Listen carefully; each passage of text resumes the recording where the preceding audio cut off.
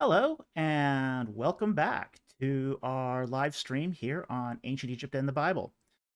This is our third live stream, and we are again exploring the exciting world of ancient Egypt and how it connects to the Bible.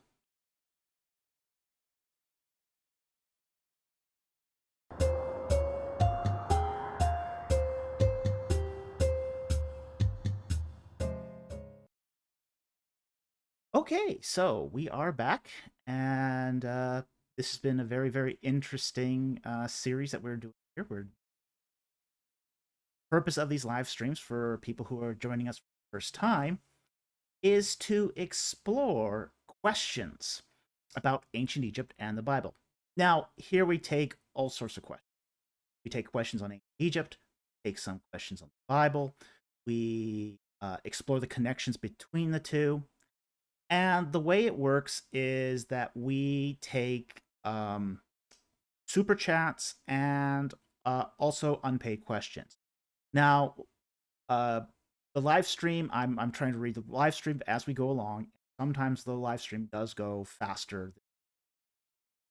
So with a chat with a live stream like this, the priority is given to super chats first, and that's just something we should expect. But I'll also take as many of the unpaid questions as I possibly can. The purpose of this channel has been to be as a ministry to educate the lay Christian to basically, bolster their faith that in the Bible. And we have, over the last 150 years, discovered a lot of archaeological data that confirms the biblical history, and that should give us real reason to trust in the scriptures. So let's start off by taking our questions. Okay, so let me see what we got here. Change this.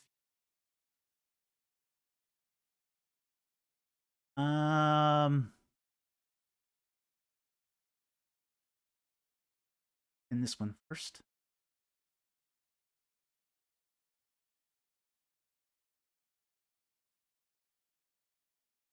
Yeah.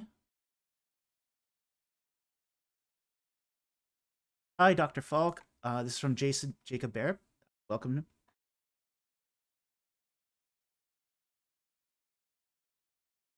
I will be soon graduating to, I think it's graduating to college, and I will be a high school history teacher. What primary documents on ancient Egypt would you recommend that I give my students? Okay, it's a great question. I would actually not. I'd actually start with something more general if you are going to do something on Egyptian history. Egyptian history is just so vast. It covers 3,000 years, so it's not something that you can easily say as a high school curriculum, because in high school you just have to cover so much. Fitting 3,000 years of history in there is very, very difficult.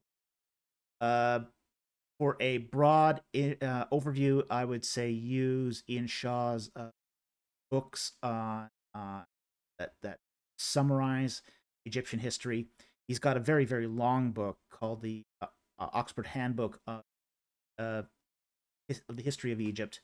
But he's also got now a shorter book too that I think is probably pretty well. So I don't think you can just sort of pin it down to one document. There's many, and our study of ancient Egypt collection of thousands of documents. Not one I can say is the definitive document on, but there's all sorts of things. So I would make this much more topical than, say, literary. So, study the broad history of ancient Egypt, study the kingdom period, study the intermediate period in a very, very summarized fashion. And that would be a really, really good start to at least give high school students. So I hope that answers the question. Thank you very much for the question. Now we have our first chat, super chat by Ryan Naylor for $5. Thank you very much, Ryan. Regarding your latest video. How did you derive the 2312 date for Sargon? From my research, I think this is reasonable, but can't find the claim repeat. Okay. What we are talking about here is actually not so much the pinning of the date, but say the methodology of chronology. Now, chronology has changed radically in 10 years. It's just crazy how much chronology has changed. 10 years ago, people were still doing chronology by hand. Frankly, people are still doing it by hand, which is a mistake of monumental proportions. Today, the best chronologists are using computers to model chronology. For example, what I use is I use a computer suite called the Groundhog Chronology Laboratory. And this particular piece of software can take a set of kings lists and synchronisms and generate the dates using a computer algorithm. And what this does is it eliminates a lot of the human error that crept into a lot of chronologies. And it also sees if your chronology is internally consistent. So the best chronologies are now done by, say, computer analytics. They're no longer done by hand. So people who still do chronology by hand are sort of kind of behind the times now. And so we're seeing a sea change in the entire field of chronology, where we're seeing this transition from people who are still sort of clinging on to the old method of doing chronology to now this generation, 10 years later, that are now doing chronology by computers. And part of it is, too, that it has taken a long time for computers to catch up to the task. Generating an entire massive chronology of the ancient Near East by computer can take a long time. It's not a fast process. It can take 3 to 7 days to generate it. So many variables involved. Hundreds of thousands of calculations. It's hundreds of thousands of calculations. I don't think any human is up to the task anymore, honestly. So while our predecessors in the past did the best they could with the methods they had, we've got new methods now, and they're better methods. So that 2112 date is a date that is derived from computer analytics. And that's how I use those are the dates I always now use when I say my archaeological work. And that's just because the technique is just so much better than what it's sea change it. So that's I'm not surprised you don't find any claim to those dates at the moment. I think that's going to change as more and more people start using analytics. So I hope that answers your question, Ryan. Thank you very much for the super chat, and let's see what else we have. Okay. I'm going to take this one.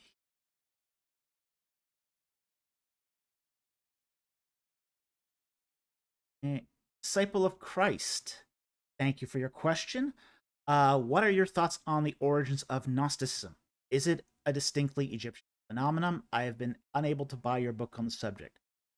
Yeah, my book is very expensive. Sorry about that. I don't even have a copy of my own book. It's very, very expensive. I wish it wasn't, because it's I don't think the binding is worth the cost, honestly. However, in that book, what I basically said was that that Gnosticism is actually a pre-Christian phenomena. It actually begins as a kind of synthesis between Egyptian religion and Neoplatonic thought. And what happens is this becomes a religion that can basically consume and re-mythologize other religions. They're sort of so in Gnosticism, you've got things such as the deprecation of the flesh, the idea that there are many aeons, that there's words of power and secret knowledge that through which you can save. So there's a lot of moving parts to Gnosticism, but one of the biggest moving parts is what it's called the allegorical method. Gnosticism can take any religion practically and and re-allegorize it to fit their myths. This is why Gnosticism has been one of the most successful religions, because it can adapt itself to not just Christianity, but to Judaism, to Manian, Zoroastrian thought. We even see it infiltrate into some of the European religions. So it's very, very successful because of its ability to adapt. And frankly, it's still with us in our modern age. So it's because it can take the symbols, take the words of other religions, and adapt them. So that's the essence of the claims of the book. If you do happen to buy it, I think you'd find it in it read, but it's very expensive. I understand. So thank you very much for the super chat, and thank you very much for the question. Okay, we got another super chat, a $5 super chat from King and I think King NDA North. $5. Thank you very much for the super chat. Where in Ramesses the Great's reign do you think the Exodus happened? What evidence supports your view? Okay. I think it happened around and it could be plus or minus 3 years. Around the 25th year of Ramesses II. And it happens that in the 18th year, they sort of work out the details of the treaty between the Hittites and the Egyptians, thus ending, or at least at that point, it's a ceasefire. The 50-year war between the Egyptians and the the Hittites. Okay. Now, what happens in the 25th regnal year is we see the death of not only the chief diplomat, but the crown prince, the first son of Ramses, who was Amenhotep. At that point, we see a new crown prince. So I think that's sort of the limiting factor here, is that we can understand that, say, from the biblical texts, that that the Exodus could not have taken place prior to the construction of the city of Ramses. And I know about the counter arguments to that. However, the text does make the claim that the Israelites built that city. So it's not sufficient, I think, to make the claim that it's just Avaris being built and it being renamed. I don't think that works, because the claim is to make these particular cities at a certain sort of what biblical scholars call the sitzen lay context. That context is clearly Ramesside. So we have on say the one end, we have the beginning of the reign of Ramses II, with his moving of the capital city from Thebes to Kantir, which renamed Paramses, city, the House of Ramses. Okay. Then, say 25 years later, the crown prince dies, and that's when I think the Exodus takes place in that year. Again, plus or minus 3 years. And then on the other bookend, we have the Merneptah Stela, which basically situates a people group known as the Israelites in Canaan in the 5th year of Merneptah, who was Ramses II's successor. So we have sort of a window here that we can sort of narrow down the date of the Exodus. And it fits very, very well with, say, the geopolitics that is shown in the Merneptah Stela. It fits very well with what we know about the geographic context of both Ramses, Pithom, Migdol, and those cities where we get the Exodus itinerary. So that's sort of how we get that date, and that's the evidence that supports it. Plus the abandonment of Avaris in mid-Dynasty 19, which happens to be during the reign of Ramesses II. So all of that evidence just sort of lines up perfectly with at least the idea that a large group of Asiatic Semites left the city of Avaris at that time. So I hope that answers your question. Thank you very much for the question. Now let's see what else we got.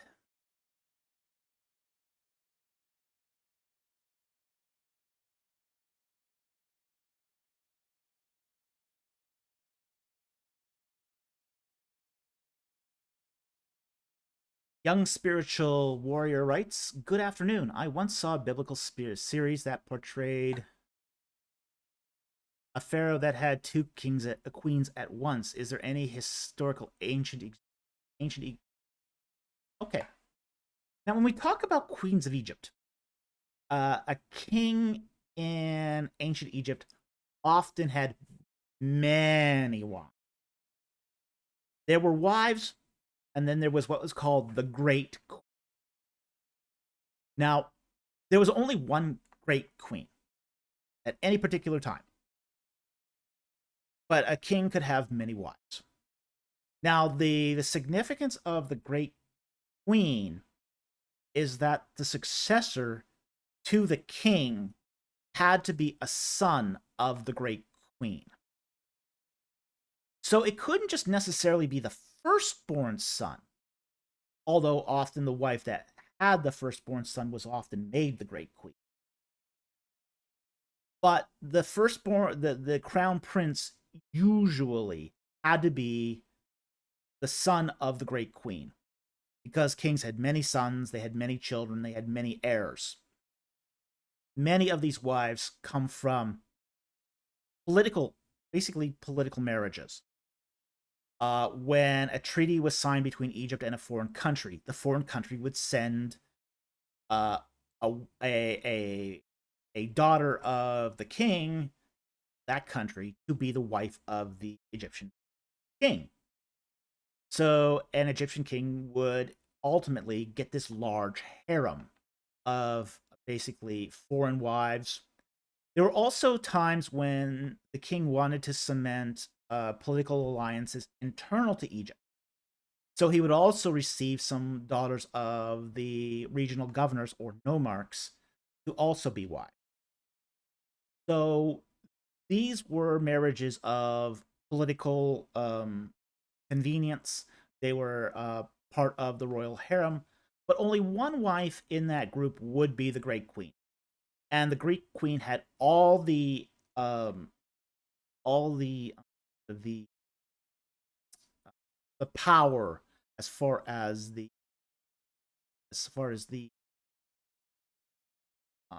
being the king's consort was concerned. So on, say, the royal statues, on all the royal reliefs where you see the king and the queen, that queen represented would be the Great. Now, should that a queen fail to produce an heir, or if that Great Queen should die, that Great Queen would be replaced by another wife. In the case of Ramesses II, we have recorded at least 3 Great Queens. And after the death of Nefertari, she is replaced with the Great Queen of which was the daughter of the Hittite king. So the Great Queen does not actually have to be an Egyptian. She can actually be a foreigner. So that's a very interesting note right there. So there wasn't this sort of, say, bloodline purity that you would see, say, amongst the Israelites. So foreign women could be Great Queens as well. So it's a very, very interesting juxtaposition here. So I hope that answers your question. Thank you very much for the question. And we got a super chat from 501 Mobius. Thank you very much for the $5 super chat. Very much appreciated. Okay. Do you think Kadesh of the Exodus was near Petra, near Wadi Musa, or do you think that it was with Promised Land at Ain el Oh, el-Udiret. Uh, I'm still reserving judgment on Kadesh, and I'm assuming here you mean Kadesh Barnea, not Kadesh on the Orontes. They're two different cities, and they're two different places. Okay, Kadesh Barnea is located in the southern Levant. Kadesh Barnea in the southern Levant. Kadesh on the Orontes is in Syria. Okay, now there's some in the academic literature right now. It's kind of up in the air where exactly was Kadesh Barnea. Now we kind of have there is a town that has been identified um as Kadesh Barnea in on the border of what's now today modern Israel. But there was a recent study done that Kadesh Barnea may not be that location, and there's actually some compelling evidence to this. That the Barnea part of Kadesh Barnea might actually be Kadesh Banare, which is the praenomen, or is one of the royal names of King Merneptah. So there's this idea that it might have been located what's called the Springs of Banare, or Springs of. So there's some indication that this might be um not exactly where it was thought it would, where archaeologists have typically thought it was. So right now I am reserving judgment on the location of Kadesh Barnea until sort of the situation becomes more clear. So I think this is a very interesting line of research, and I'd love to see a lot more come out of this. Again, the article is it's either just gone into print or is still in print. So, but I had heard of it through the grapevine. So I can't even give you a reference on it right now. But I was told through the sort of the scholarly grapevine that there's this compelling argument, and I want to, as I say, at this point, I'm reserving judgment and waiting and seeing. Okay, so I can't give you a more definite answer than that. But thank you very much for the super chat. Very much appreciated. Okay, I am going to take disciples of Christ question here. Were the Shasu Israelites? No. If not, how widespread was worship of Yahweh? We don't know exactly how widespread worship of Yahweh was. Now, the Shasu are not Israelites. And the reason why we know they're not Israelites is because they predate the Israelite Exodus. And this is true whether you're an early dater or a late dater. Mentions of the Shasu date all the way back to Tutmosis II. And that's far too early, even for an early Exodus. We know that the Shasu were wandering tribes in Sinai, in Midian, in the lower Palestine. So they got around. They got around. And they were nomadic herders. Now, who exactly are the Shasu? Very, very difficult to say. They didn't leave us any writings. We have very few archaeological traces of the Shasu. Basically, almost everything we have about the Shasu comes from Egyptian toponym lists.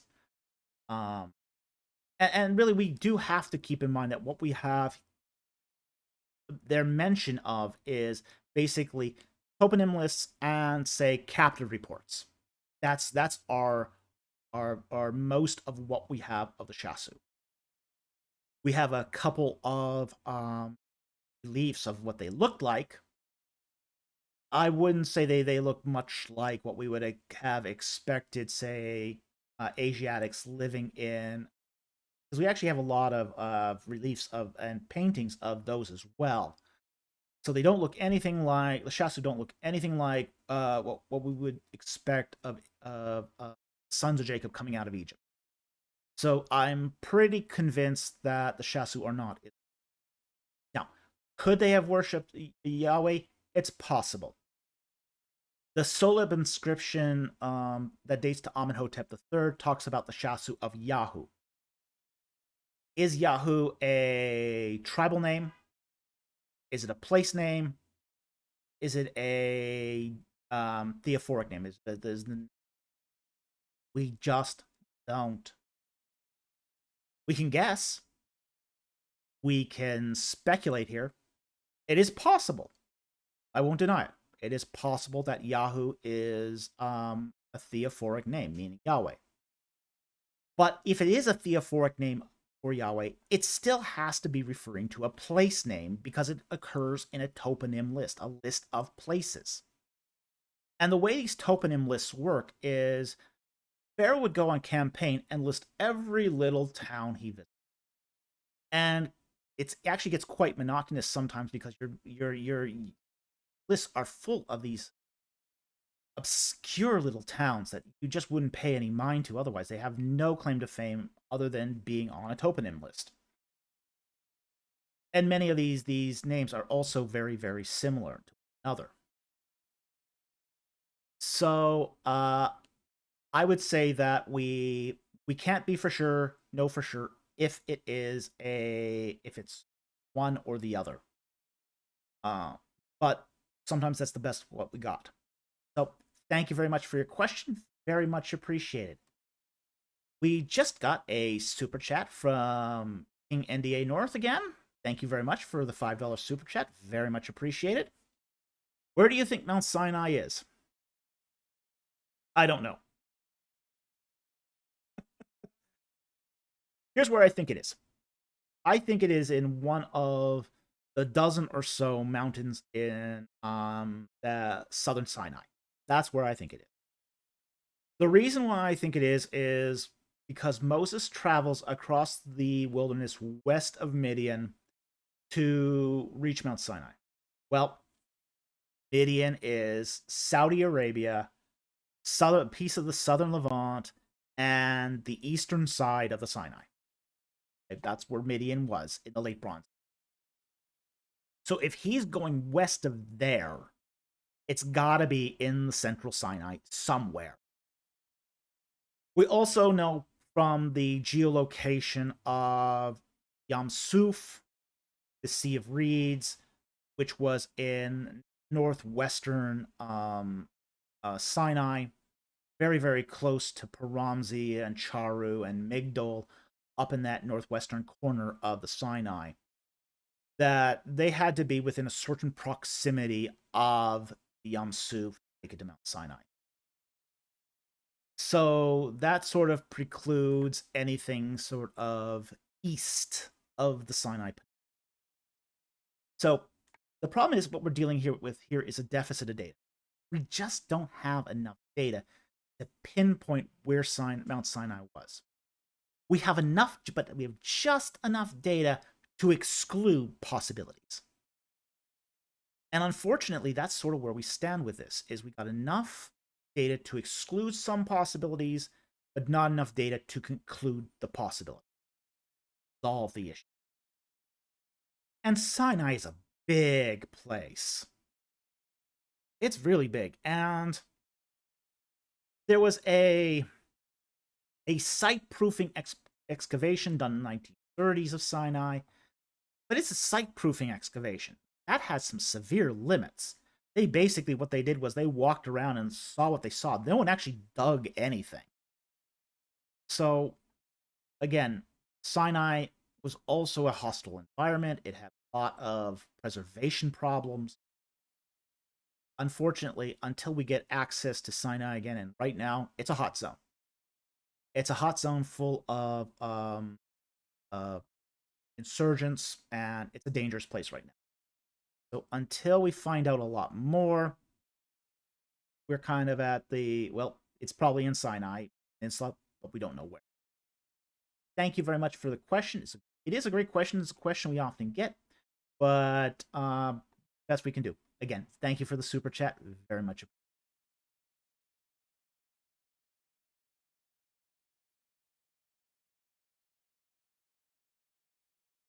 Okay. Um, Let's see what else we have.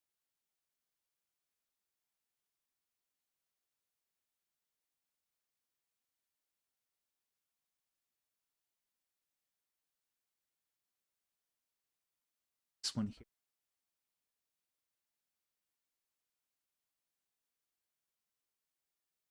Okay. I'm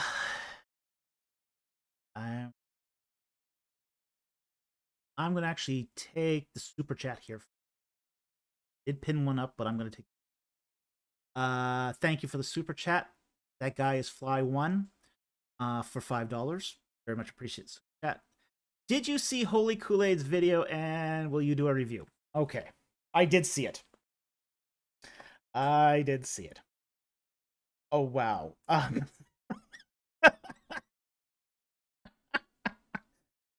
Wow. I am not a creation. I'm not an evolutionist either. But I'm not a creationist. That was a hit piece. That was just a hit piece. Look, I can't take this clown seriously.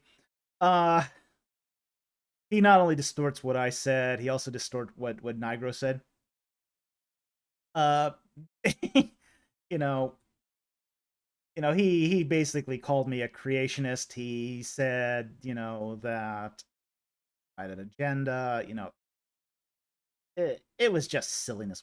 Said, he quoted Lorenzo Nigro basically saying that they found no walls at Jericho, but omitted the part that what they did find was site leveling.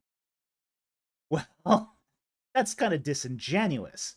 It's like saying, well, we found no walls, but that's not the same as saying, well, we found no walls, but here's the reason we found no walls. So, look, the Holy Koolaid has made many videos where he distorts what people say, he distorts the data. Will I do a review of him? Probably not. I take serious objections. I'll do review videos of serious works. I did a review of Exodus Recovered because it was a serious attempt to establish the early Exodus. I did a review of ABR's reaction. The Wright's objection, because that's actually a serious attempt to counter that. So a guy like Holy Koolaid isn't serious. He's just a propaganda mouthpiece in an echo chamber. He's courting to his viewers, and fine. But I don't really have the time to respond to every bozo that decides slander or distort what people say, even if it's about me, because I have too many people. I have more serious things that I need to do, like really start to get the information out. The fact is, my time is a very, very limited resource, and I'm not afraid of Holy Koolaid, not one bit.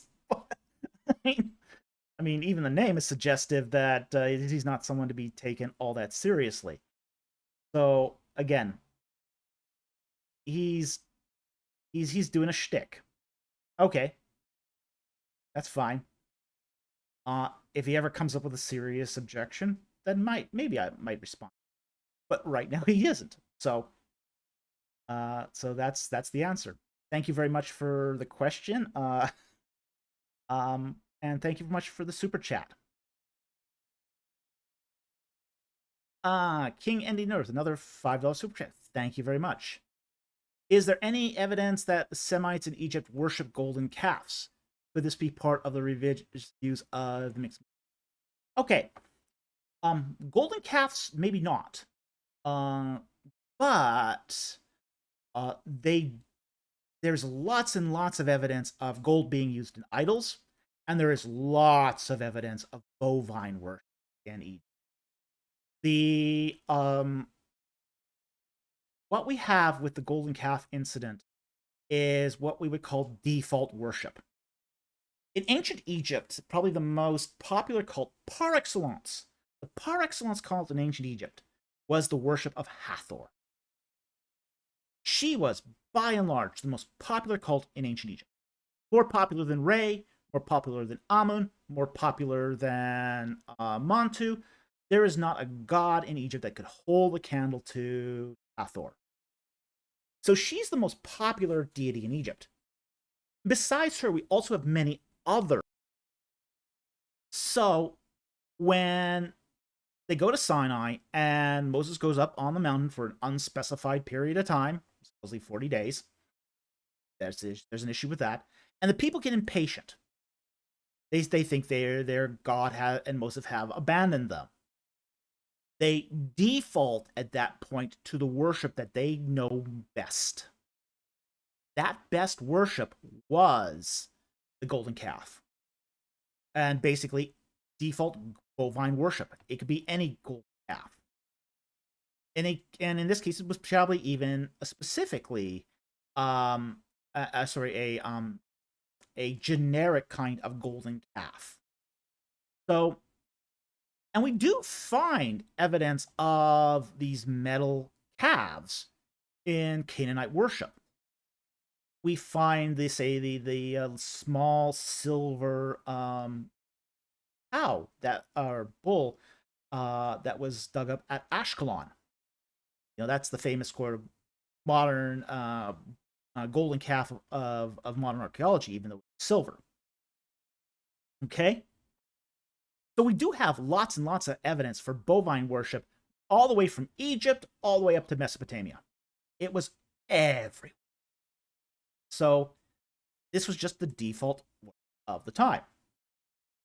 So it would have been part of all the Asiatics' default worship, not just, say, the mixed multitude.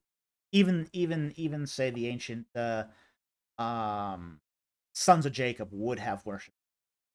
So it's not just the mixed multitude; it's all of them, because this is the culture. They were enculturated into bovine worship.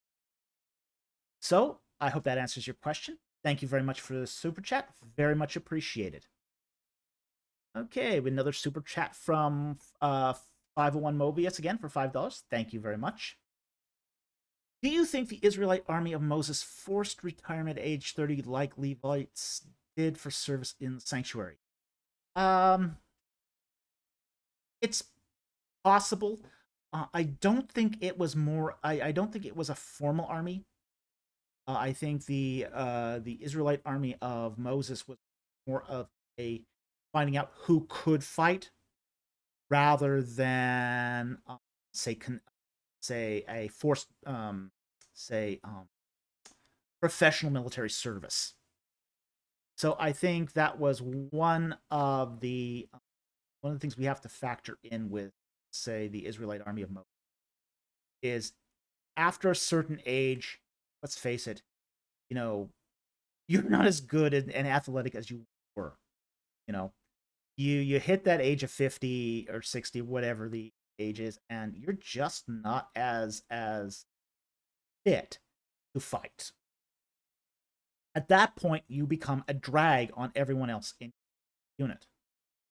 So I think what, say, the census in Book of Exodus and Numbers was trying to show, as far as its military fighting strength, was how many people could they assemble to do fighting if they needed, and who would be best off in a supporting role in the back ranks.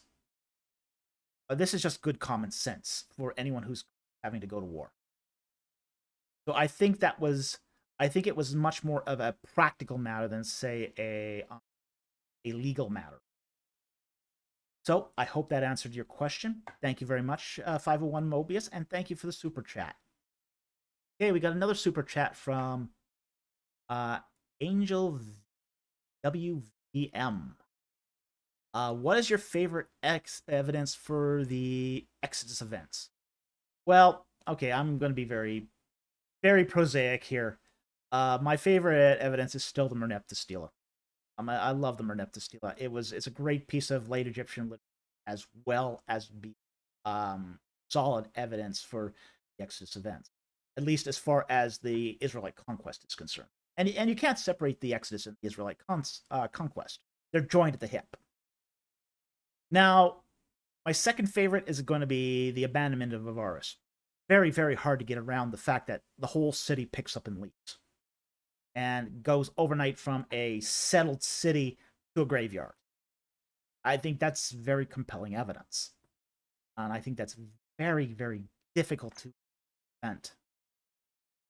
Now, there's other pieces of evidence too that we find for the Exodus events. There's a lot of cultural evidence. I think if we're talking about when the documents of the Exodus written, I think the linguistic evidence is very, very compelling. Beautiful name, a beautiful set of evidence as far as, say, personal names as well as borrowed lexicography. But I also think the toponyms are really, really great evidence for. And what I think is so compelling about, say, toponyms or place names. Toponym is just a fancy. I think what is so compelling about the place names, they refer to places at a very, very specific time in history. And I think that the place names are almost all the places in the Exodus have, I should say most of them weren't around prior to the time of Seti the First father. And a lot of them don't survive into the third intermediate period. So that sort of really narrows down the time frame of the route. So when you take sort of this whole sort of conglomerate of evidence, there is all sorts of compelling things that you would have to say, okay, these events happened really early, and they were also recorded very early. So I don't think you can nail it down to one piece of evidence, but where it's an inductive case. Pile piece upon piece upon piece upon piece, and it brings you the ultimate conclusion of, say, a late Exodus. Now, I will say one other thing about favorite evidence. And it doesn't actually have to do with the Exodus. The ritual furniture of Egypt. It was the subject of my PhD. It was the subject of my most recent book, The Ark of the Covenant. I happen to love Egyptian ritual processional. What I love about ritual processional furniture is highly dated.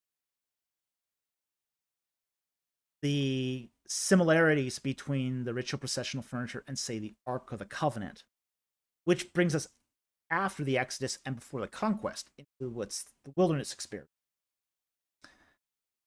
That points to a date that the Ark of the Covenant had to be made sometime between the reign of Amenhotep III and the end of Dynasty 20. So to have those cultural influences go into the Ark of the Covenant, the Israelites would have had to have been in Egypt after or during or after the reign of Amenhotep III and before the end of Dynasty 20. It's the only way they could have had those cultural influences put them into the Ark of the Covenant. So it's very, very fascinating that you have all these different strains and strands and threads of evidence.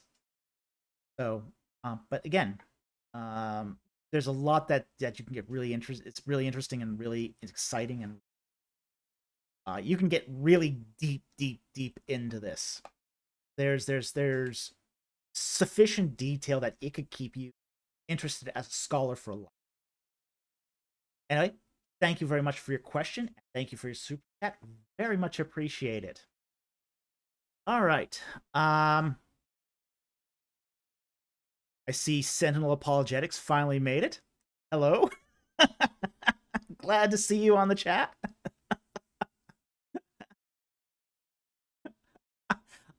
Thank you very much for the super chat.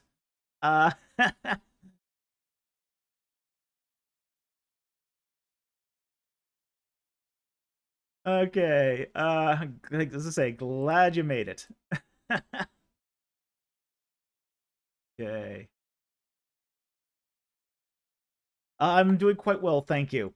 Thank you very much for the super chat. Again, it's good to see you here. My great friend from Sentinel Apologetics. So, I hope surfing was good today.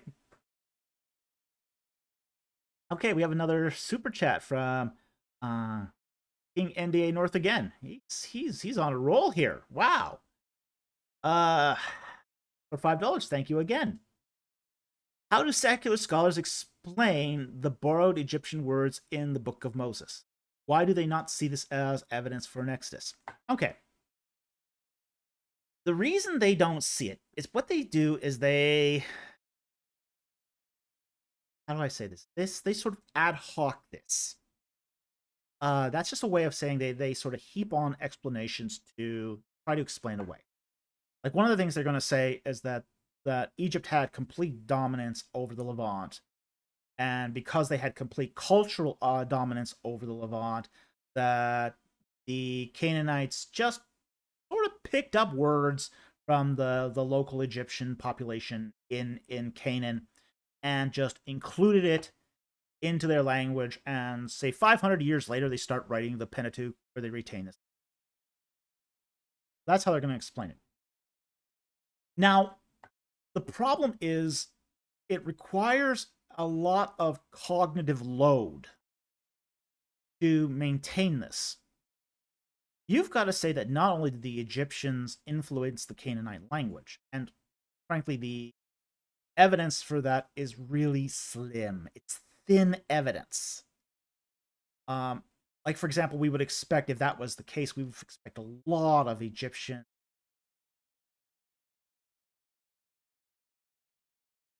language to have, say, infiltrated the writings at el-Udiret, and we don't quite see that. We would also expect, say, in Moabite text, we'd expect some more Egypt there, and we don't see that. The fact is, what we are learning now about the Egyptian dominance of Canaan is that it wasn't quite what we thought it was. Many scholars had assumed that this unbroken, unquestionable power all through Canaan during the Late Bronze, and we are discovering that it's really more of a hegemony than an empire. That these garrison towns were not as strong as were supposed. They were really much more of administrative outposts. Actually, large fortified towns that could... Again, this is one of the ridiculous things that that we see. A Holy Koolaid's video talks about this unbroken, powerful Egyptian empire in the late Bronze Age. Well, it wasn't. In fact, they couldn't even... The Egyptians didn't even bother to maintain order in the Levant during the late Bronze Age. They more or less let those vassal states do what they want as long as they paid Egypt tribute. And that's really all that Egypt cared about, was tribute. Was it collecting the bennies? As long as it collected the tribute, they didn't care what they did internally. And for the few states that, did rebel, the garrison towns really just provided support for when the king went on. So the garrison towns, and the role they played in maintaining Egyptian, quote, empire, has been really overstated. So this cognitive load, when we talk about why scholars don't accept the Egyptian loanwords as evidence for the Exodus, comes down to these presuppositions that, well, they could have gotten it from the living there. But then you got to then maintain, well, how did it survive in the language? We know from, say, the writings of the prophets and of the later periods that those words didn't survive in language. They were eventually replaced by other Semitic words. So you start getting this cognitive load. So I think there's things here that are slowly changing in scholarship, but it's going to be a slow change. It's going to take a long time for scholarship to get on track with the. So they tried. They tried to make a great case for biblical minimum, and it's just not panning out. And right now, they're more or less in holding action. So I hope that answers your question. Thank you very much for the super chat. Very much appreciate the support. And I see you have another one here for $5 again. Thank you very much. I've read that there are similarities between the layout of the tabernacle and the way Pharaoh's tent was set up in a war camp. Your thoughts? Yes. There is similarities to the layout of the Israelite tabernacle and the war camp of Ramesses II. And this is shown in a relief at the Ramesseum and at Abu Simbel. And we see this sort of tent within a tent configuration at both locations. Now, what I think we're seeing here is where a military tent is being influenced by a religious structure. Tabernacles go actually way back in Egypt's history. They go at least as far back as Dynasty 5. And what we see is a tabernacle is, by definition, it is a tent with a piece of religious furniture on the inside. Now, in ancient Egypt, this was a tent with, say, a shrine of some kind for a god. If for the Israelite tabernacle, it's the tent of meeting plus the Ark of the Covenant. That's sort of your core tabernacle structure.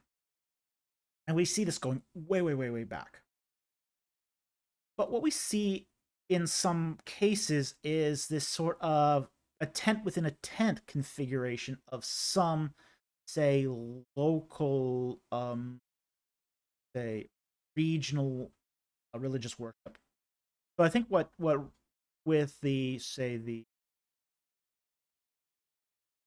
with the Ramesside, during the reign of Amenhotep III through to the reign of Ramses II, we sort of see the shift in the ideology of the kings of Egypt, where the ideology changes from being a god in potential. So the king was viewed as being a potential god prior to Amenhotep III, to this transition where he is a god when he is crowned. And as a result, what we see is the iconography of furniture start to change to being just, say, secular furniture of the king to being religious furniture holding a god. So, and I think that sort of starts transition. We also start seeing this in, say, the war tents as well, where Ramses is being, in his war tent, is using a religious sort of pattern for his war. So yes, I definitely think there's a similarity there. I think there is a, but I think it's harking back, both the tabernacle and the tent of Ramses II is harking back to a common religious structure that both are sharing. So anyway, I hope that answers the question. Thank you very much for the super chat. Okay. I am going to take Black Tuesdays here because I did pin it just before. Wealth of super chats. Again, I very much appreciate the super chats. So, how many scholars accept the existence of the Shasu? The evidence seems scanty. If they accept it, why don't they accept the biblical Exodus? Okay. Because the two are not related. Really, the Shasu appear in Egyptian texts. It's really not a controversial thing in the Shasu. The evidence seems scanty. If they accept it, why don't they accept the biblical Exodus? Well, okay, that's a whole different matter. Okay. Now, the biblical Exodus, the problem is we are dealing with, first of all, a religious text that is important to us today. And there is a built-in bias in scholarship that that scholars don't confirm miraculous events or comment on all those things. Now, the fact is that the Shasu and the sons of Jacob who became the Israelites are actually two separate issues. The Shasu are very, very easy to say, okay, absolutely, we know they existed. Israelites after Merneptah, okay, no question. During Merneptah, no question they existed. I don't think you'll find many secular scholars today that would really deny that the Israelites um, didn't exist following the 50. If they are, they're really going against the data, and then they go into some fringe territory. So at that point, there is that sort of the question is what was the status of Israelites before the 50th year of Merneptah, and that's where things get hazy. And part of it is the fact is that we're dealing with problems with identification of a certain people group in the biblical text itself. Even in the biblical text itself, they were not Israelites prior to the Exodus. They were Asiatics. They were a mixed multitude. They become Israelites in the Sinai. Once the Exodus happens, then they become Israelites. So we have a difficulty with one-to-one correspondence between the people who lived at Avaris and the people who became the Israelites in the wilderness. They are the same people. Showing correspondence is really, really difficult because it's a definitional change. And it's a definitional change in the Bible itself and in the archaeology. So you're going to get some scholars out there that say, well, we have no evidence of the Israelites in Egypt because we don't find a sign there saying that the Israelites were in Egypt. Of course, people who know their Bible says, well, of course not. You're not going to find it. What you're going to find is a group of Asiatic Semitics who lived in Egypt and then left, which is exactly what we find. So you are going to get sort of the intransigent scholars that will just put his foot down and stomp and say, hey, okay. Well, okay. Again, that those scholars are not taking the Bible on its own. They're taking a perception of the Bible and elevating that interpretation. Which is why we always have to take interpretations with salt and go back to the text. So I know we kind of got late to your question, Black Tuesday Films, but thank you very much for the question. Very much appreciated. And I know I have seen this pop up a few times. Message here. Bibliotheca Historica.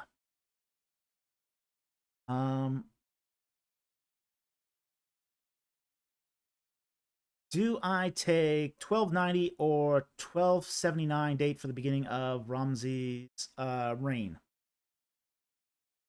I take neither. Again, I'm using computer analytics to generate the date.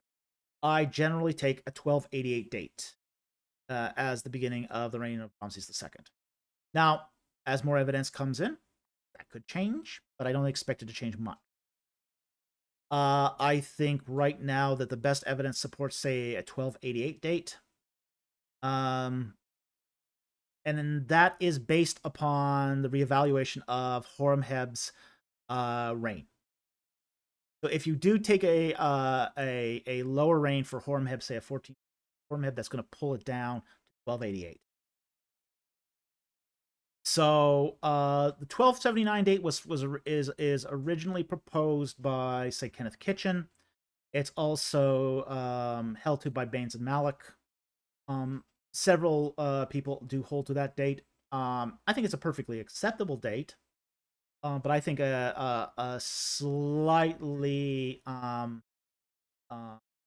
date works better. So it doesn't really affect a whole lot, but I think that that do start going down to those um higher date, slightly higher. And we would basically call this, say, a a called a middle low chronology. It's not a high chronology, but it's a middle low chronology. A middle low chronology is basically saying you use a slightly higher date for Ramses, but maintain the lower dates of the 18th. And this is not mixing things. This is just, sometimes it's accused that you you are taking one paradigm and mixing. I don't think that's correct, because I think you can do this same paradigm of, say, a low chronology, but end up with a slightly different. Again, it depends upon chronology and hermeneutic. So, I hope that answers your question. Thank you very much for the super chat. Very much appreciate that. Or it wasn't super, but it was a great question. I saw you posted a couple times, and I really wanted to get to it. Thank you for the question. Okay, we got this great super chat from Sentinel Apologetics for $10 Australian. Thank you very much. Very much appreciate. Okay, he says, David, I have a juicy 2019 Brill paper entitled Jesus and the Wings of Yahweh, Bird Imagery in the Lament over Jerusalem. 5. It connects winged sun discs to Yahweh and the deity of Christ.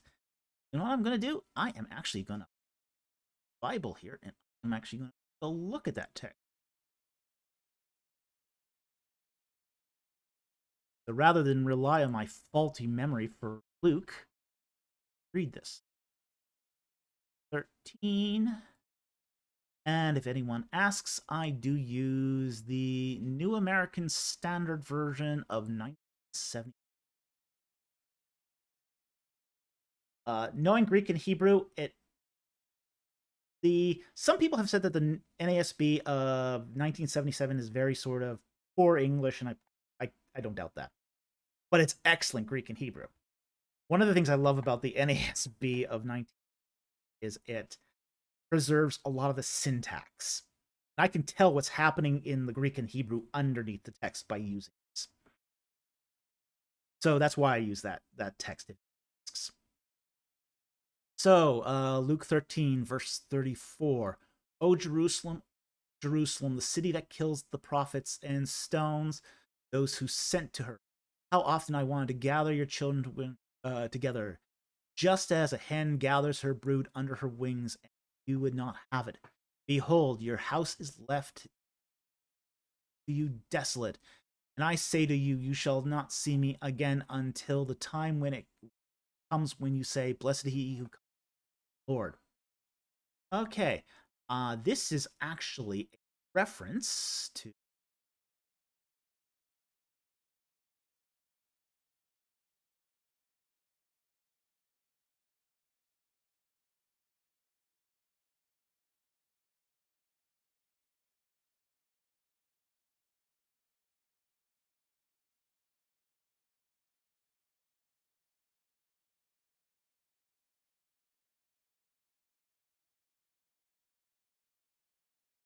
Psalm 91.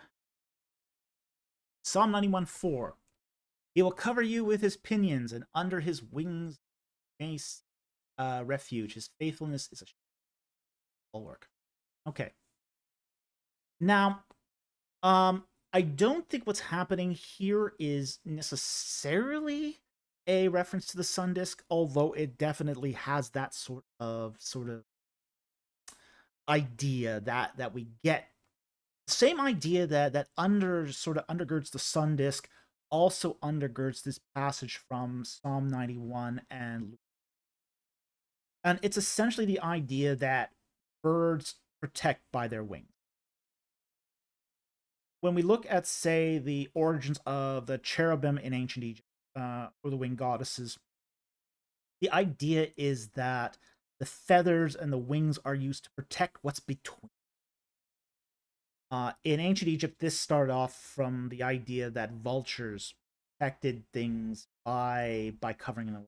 It really is basically vultures shooing off other vultures while they eat their carrion. It's not a glamorous. The reality here is not as glamorous as the symbolism, but it's the idea that these wings are protective, and it's a motherly kind of protection. So that sort of symbolism carries on in the cherubim. It carries on in, say, we do see it in, say, the solar disk. That's the idea behind the solar disk. And it carries on all the way through, as we see now, to the New Testament. So I do think there is a component to this that does harken back to the winged sun discs, but more importantly, the cherubim and, say, the Ekbet vulture of Egypt. So there is that aspect, but it's the aspect of protection, of cherishing, of loving. And this is why I say we see in Egyptian hieroglyphs, the word for mother it uses the character mut, which is vulture. The vulture is the symbol of motherhood in ancient. Yeah. Mother-in-law jokes aside here, that's the origin of sort of whole cherubim, the whole protection through. So thank you very much for the super chat. Very, very generous super chat. Very much appreciated. And actually a very good question too. Very much appreciate that. Okay. Let's see here.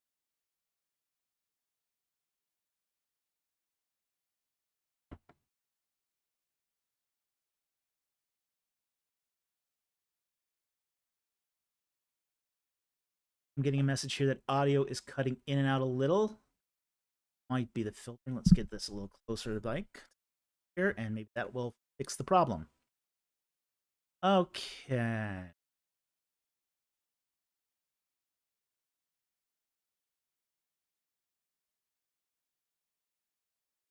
I'm going to replace the pin here. Charlotte Don't Surf 334 has the question. In your videos, you have said that the Pentateuch has a lot of Egyptian toponyms and loanwords, and this is why you reject the documentary hypothesis. Does the book of Joshua have similar things? The answer is yes, but less so. And that's one of the interesting things, is when we start getting into the historical books of, say, Joshua and Judges, we still do see some Egyptian vocabulary, but we start seeing it diminish. We start seeing less and less being used, and other cognate languages start coming in and, say, filling in where, say, Egyptian cultural influence no longer exists. So we do start seeing a transition in Judges and Joshua. We also see that, say, the further in time we get. So when you start getting to, say, the Book of Kings, Kings was actually put together during the Babylonian exile. Then you start seeing very, very little Egyptian loanwords being used. Very, very few loanwords are from Egypt are point. We also find, say, in the same trend between the prophets as well. So we see in the major prophets, we do see, like Isaiah, we see a lot of Egyptian loanwords, but less than we'd say in the Pentateuch. When we get to the minor prophets, which were supposedly written very, very late, we see very, very few Egyptian loanwords. So the hypothesis does seem to be consistent throughout the Old Testament. So without actually looking at Benjamin Noonan's book, and he's got a large book on this, so unfortunately it too is a very expensive book. I'd like to get that book, and I'd really like to start going through it with a fine-tooth comb. But I have discussed it with him, and he basically maintains that this is a consistent trend that happens from Pentateuch to, say, Micah. So I would say take it on that basis, and it does seem to bear out. Thank you very much for the question. It was an interesting question. Very much appreciate it.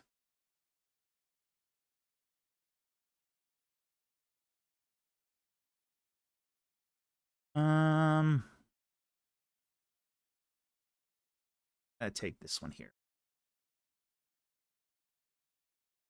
501 Movies, I did see your question on Orion's Belt, but I've already adequately covered that in a YouTube video. So I'm going to move on to a different question that you also did, which is, does the Brooklyn Slave Papyrus, the Ipuwer Papyrus, provide any time frame for the Exodus? The answer, though, is no, it doesn't.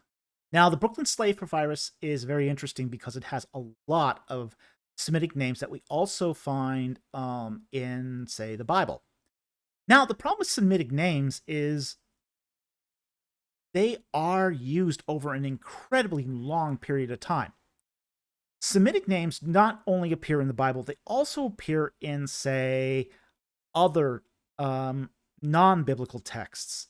You know, and the Brooklyn Slave Papyrus is just one of those texts. We find them in seals from, say, Amorite and Canaanite sources. We find those names used all through the history of the Levant during the Late Bronze and Iron Age.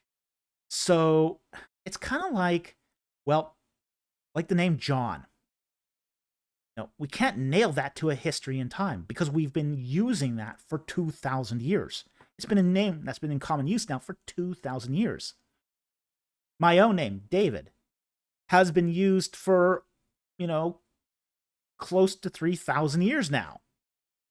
So you can't just say with the Brooklyn Slave Papyrus that the names alone are going to narrow down the time frame. As far as the Ipuwer Papyrus, we can actually date that using its the sort of language it uses to the 12th dynasty.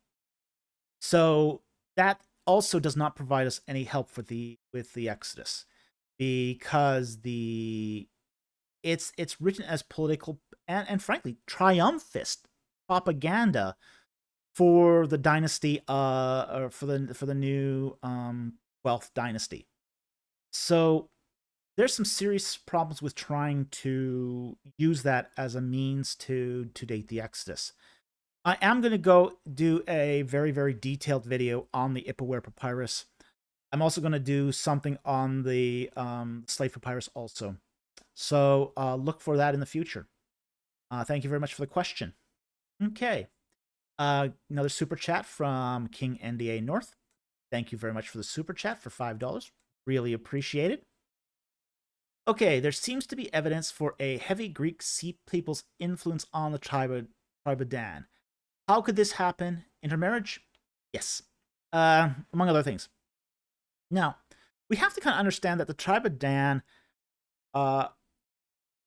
was the least successful of the 12 tribes in securing their inheritance. And part of the reason they were so unsuccessful was they quickly fell into idolatry. Like, they weren't even in Canaan one generation before they had fallen into idolatry. So they were very, very quick to fall into idolatry. They attempted to secure their inheritance in the north and were driven out and ended up taking another tribe's inheritance along the sea. A lot of the place where they did secure their inheritance became what we call the Neo-Hittite states. So there was a lot of sort of cultural interrelation between, say, the Neo-Hittites and the tribe of Dan. So the tribe of Dan was, there was a lot of sort of intermingling there of cultural customs. So that would explain the influence of the Sea peoples, because frankly, they settled in areas that were heavily occupied with people that were originally from Anatolia, which is the origin of the Sea peoples. Sea peoples originated along the western side of Anatolia. So the Sea Peoples are essentially starting in Western Anatolia, and they're moving down the coastal plain of Palestine until they hit Egypt. So there's a lot that's there's going to be some interrelation there. So that would explain a lot of that influence. Anyway, I hope that answers the question. Thank you very much for your super chat again. Very much appreciated.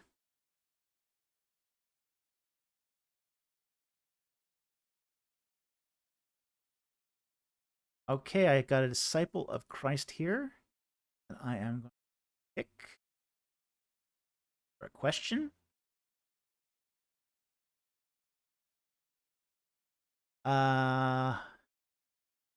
He says, do people ever dig looking specifically for manuscripts? Do you think there's any hope of finding more Christian papyri anytime soon? There's always going to be more papyri.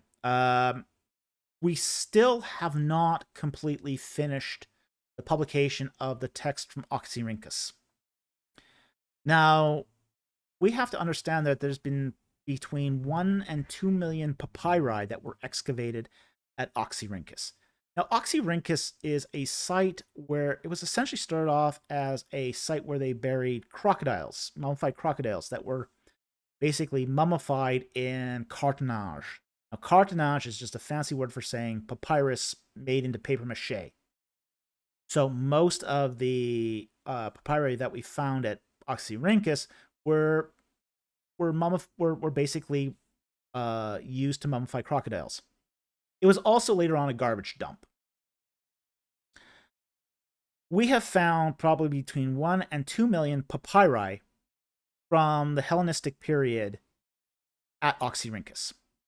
Only about 1% of those have been published. Now, there's always a potential among those the 90% that remain, 99% that remain unpublished, that we'll find in the archives more Christian papyri. So it's always a possibility that we'll find more there. We have found all sorts of material in Oxyrhynchus. We found contracts. We found government edicts. We found poetry from Sappho of Lesbos in that, and not exactly good poetry. Some pretty cringy stuff from Sappho. But also, we also find there some pieces of texts from the Old Testament and the New Testament. So there's always the potential that more Christian papyri will be uncovered. Now, I do take the view that we shouldn't be destroying precious artifacts to search for copies of the New Testament. I think that non-destructive methods of gleaning texts are becoming better and better, and I think we need to wait. I know there was a professor from a Christian college that was buying Egyptian antiquities to basically tear them apart to get at the texts. Archaeology is an inherently destructive process. You know, you can never re-excavate a dig. You can go through the gleanings of it, but you're never going to be able to excavate that dig as it was originally. Likewise, if you take a funerary mask and you peel it apart for texts, it may or may not be worth it.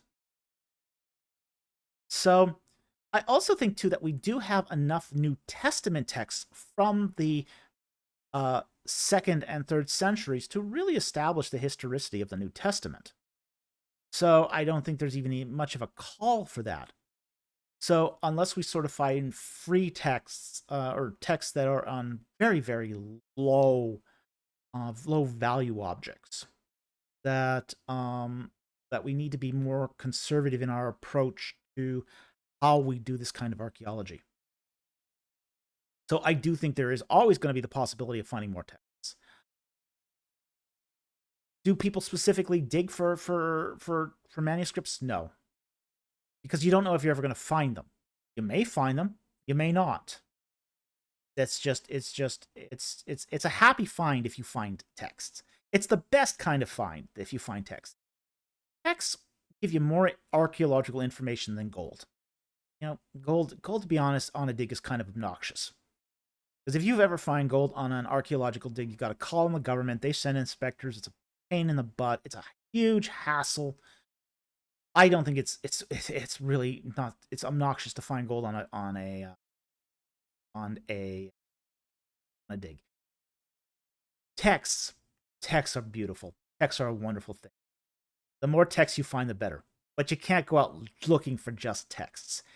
You are basically you are doing archaeology on a site, and you're digging the site, and you're recording that site, and you're publishing that site, that future generations benefit from your dig. You find text along the way, even better. But no one goes looking specifically. So I hope that answers your question. Thank you very much for the question. Now, I am going to take that question. I've seen it now times.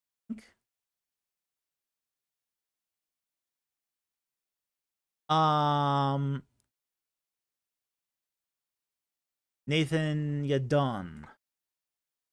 Any sources you can recommend on Nebuchadnezzar's conquest of Egypt?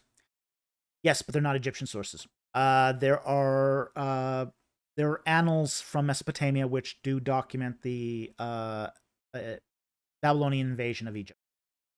So there's several historical texts from Babylon and from Mesopotamia that do go into the conquest of Egypt. There's also documents from, say, the Assyrian period as well, where Esarhaddon invades Egypt. So we do have texts from Mesopotamia talking about the conquest of Egypt, but those are your primary sources for the invasion, is historical texts from the Egyptians themselves. Don't talk about this. Egyptians never talk about any particular defeat because most of what we have from ancient Egypt is texts. The Mesopotamians, fortunately, left us some historical texts that are give us some really, really valuable insights into the invasion of Egypt. So, anyway, I hope that answers your question. Thank you very much for your question. Very much appreciate a good question. Okay, let's see. What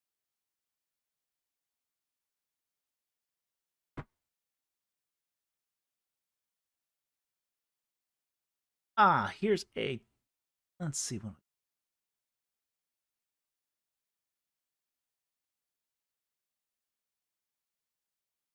Ooh, here's a technical question. I love technical questions. I don't get these very often, so I'm gonna grab this one while I got it. Keshmir. I think that's a S with a in there. So Keshmir says, do you think that the sdjmn-f was just one verbal form, or did it hide two verbal forms? One emphatic and that were vocalized differently, sdjm-n-if, satman-if. Do you think second tense existed? Now, this is a very, very technical question on the Egyptian language. Wow, I love this question because it is very, very technical. And he's actually got several questions in here. Okay. So the question, he's talking about a particular tense of the Egyptian language, and that tense is on a particular form called the sdjm-n-f. Sdjm-f being your typical your sort of your normal tense, and you've got this tense that adds say the verbal root, an n suffix, and then your pronominal suffix after that. And he's talking about a debate between, say, more British Egyptologists and the Chicago or Pulaski school of Egyptology. And Pulaski determined that the sdjmn-f could have an emphatic, or I don't like the word emphatic. It's more of a sort of a hypothetical use of the sdjmn-f.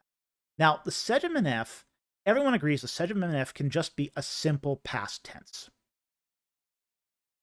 But when you've got a sentence starting with a bare sdjmn-f, that is indicative of what's called the second tense, or and this is what Pulaski theorized. Now, the British school tends to kind of they're very much influenced by Sir Alan Gardner and his analysis of the Egyptian language.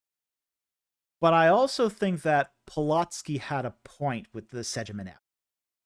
So I think there was a second tense. And I think Pulaski is correct. The sdjmn-f is what we would call the second tense. Had a second tense. So I think he's right here. What I don't think is correct with Pulaski is when he thinks that everything was originally a verb. So I would reject Pulaski's view on that. But I think as far as the sdjmn-f, I think he's correct. Now, the pronunciation of the sdjmn-f, I'm going to say we can't tell. We don't know. And I don't think there's even a sufficient evidence here to determine a differentiation between, say, the simple past tense of the sdjmn-f versus the second tense use of the sdjmn-f. So I don't think, I think any attempt that we have done to try to determine one pronunciation versus the other have been an ultimate failure, or at least not supported well by evidence. So I hope that answers your question. Fascinating question. It's a geek question. I like it. All right. So let's see. We are at the hour and a half mark, I think. And we are going to start to wrap this up. So,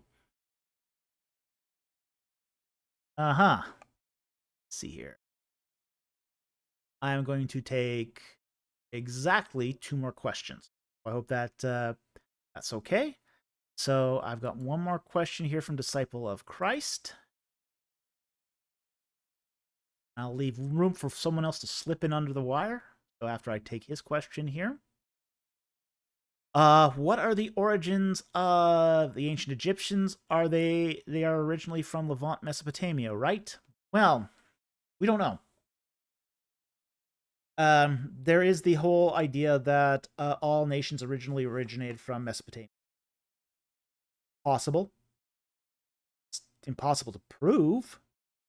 The problem is we do have a pre-dynastic cultures in Egypt going back thousands of years, just like we have, say, pre-written civilization in Mesopotamia, also going back thousands of years. So could the Egyptians have originally migrated from Mesopotamia? Possible. It's impossible to prove.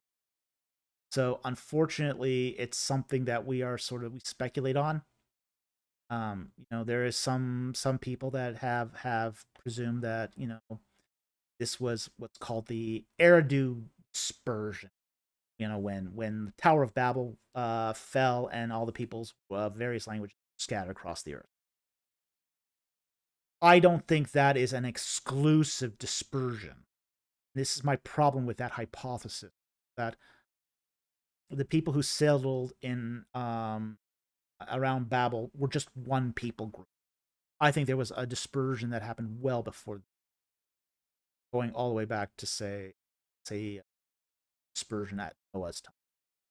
So I don't think it is, you can isolate the movement of the Egyptians just to quote Eridu. So, but I think the Eridu hypothesis is needs more support here to take it at all seriously, and I think at this point we can't take it seriously. I think the evidence is not in its favor. So I think a more general expansion hypothesis is much better.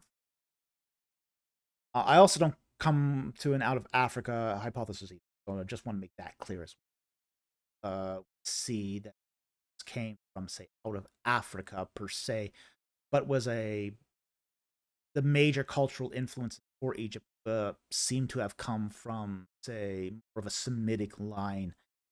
They settled in Egypt, had a what's called a Hamido-Semitic language.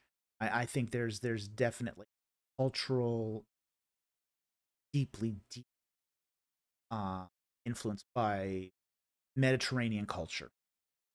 So I think that we need to be very circumspect about the origin of.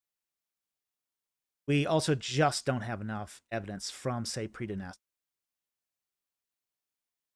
large sweeping, and I'm okay with saying that.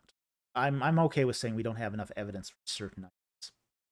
So I think that was a great question. Thank you very much for the question. And let's see. Let's take the final question of the night here. Any more? Um, okay, I'll take this one. Daniel Wilson. And this will be our final question of the night.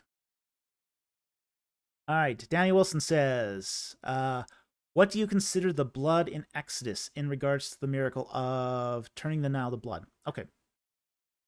I think it's a common misunderstanding of what blood in the water represented. Now, we have to kind of understand that we have to sort of, at this point, chuck out everything we saw in the movies about the water in the Nile turning to blood. Everyone in the movies thinks that this is a, bright red, throw in the, scarlet dye in the water sort of blood. And it's not like that. Blood in ancient Egypt, in almost all Semitic cultures, there's the blood that you bleed out directly. That comes out of your say a cut on your thumb, and it's bright red, but it very very quickly oxidizes. So ancient cultures understood that blood on the ground wasn't red, it was black, and blood in the water wasn't red, it was black, oozy, tar-like. Okay, so we also have to kind of understand too that they didn't have, say, an idea of, say, crude oil either. So for them, for the ancient world, yes, in some places they had tar and pitch and that sort of thing, but that was an import quality, and it was, by the time they got it, it was very very thick, almost solid. So when they talk about blood in the water, they're talking about a water that's turned black, oozy, smelly, stenchy, really nasty and unpleasant. So this whole miracle is in many ways, it's sort of the idea that happens. It happened in a small extent every inundation cycle where the water changed color. As everything was sort of being picked up when the Nile floods every year, you did see a change in the color of the water. And it usually went from kind of this sort of, be honest, the Nile's not a pretty river anyway. Kind of this greenish color, bluish greenish color, to this kind of brownish. But when it got to extremes, it kind of almost took on a black hue. Now, this is sort of the same thing, but elevated even more. And that's what we find, I think, with all the plagues of the Exodus, is a lot of these are very, very common phenomena in ancient Egypt. Elevated, escalated. It's like you take the things that normally happen during the inundation and you amplify it by 10 times. So that slight blackish coloration went from, oh, look, the river's kind of an odd color, to the, oh, gross, this is nasty. This is undrinkable. So we don't exactly know what the physical phenomenon behind the turning the Nile into blood was. But it is also not a completely unfamiliar phenomenon to them either. And we do find it recorded in, say, the Ipuwer Papyrus, where the Nile is turned to blood. Now, what's very odd about the Ipuwer Papyrus, and what's odd about the Exodus, is the fact that the vessels and the water in the vessels and the pots of wood and stone are also turned to blood. So there's something really, really unique going on there that's beyond, say, normal events. And I think that's the whole point of those passages is it's relaying something that's really abnormal.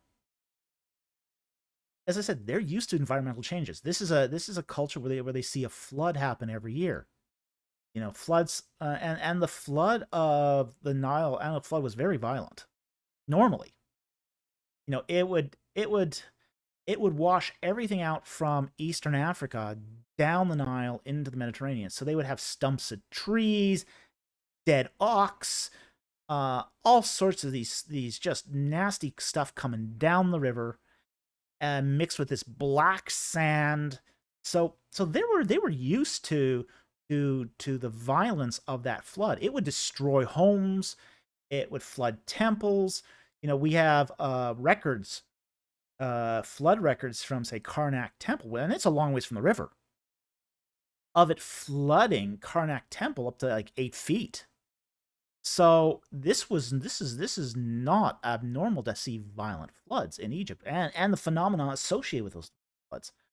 So frankly, the Asiatics who had been and lived in Egypt were also used to this as normal events.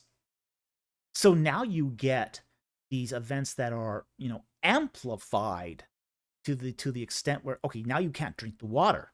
Now you can't drink from a well. Now you can't drink from a pot of beer.